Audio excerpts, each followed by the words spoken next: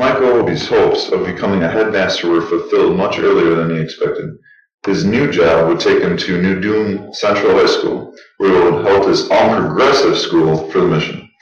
Up until this point, the mission has trouble with the progress of the school due to some of the villagers, and they need a very young and energetic man to help the village see the importance of the school.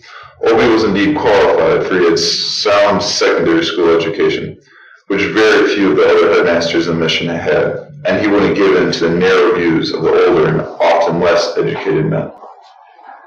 We shall make a good job of running the school. Won't we? We will do our best. We will make the school into the most modern and delightful place to learn. There will be beautiful gardens surrounding the entire school. Ever since Obie's wife married an educated man, she had become very passionate and intrigued by modern methods. She became very passionate about impressions and knowledge, and Obie's continued belittling of the older men only added to her passions. She wanted to make everything beautiful, modern, and set the standard and fashion for other wives throughout the school and village, although other women would desire to be her and be envious of the queen of the school. Most of your colleagues are married, right? No. They are young and unmarried, which will work in my benefit. Why is that? Because they will give all the time and energy into the school with no outside obligations. Obie couldn't see the look of disappointment on his wife's face, but instead stared off into the distance, deep in thought. Any further thoughts? I was just thinking, what a grand opportunity we finally have to show these people how a school should be run.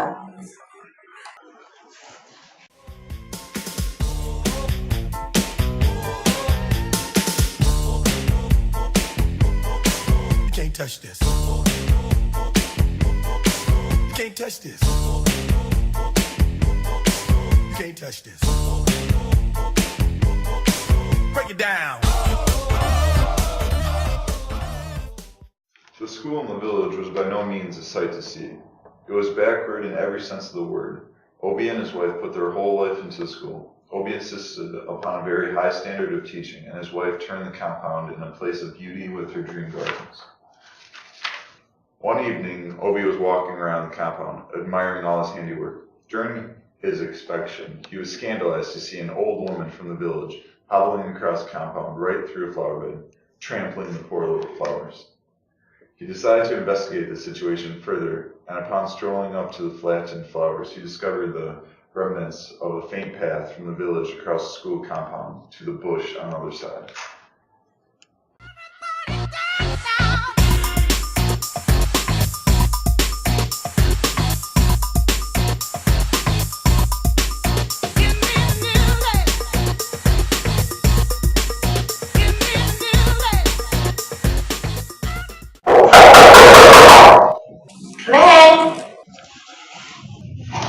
After seeing the old woman saunter her way across the schoolyard using that old path, Obie gets a scoop about this path and the villagers from a fellow teacher.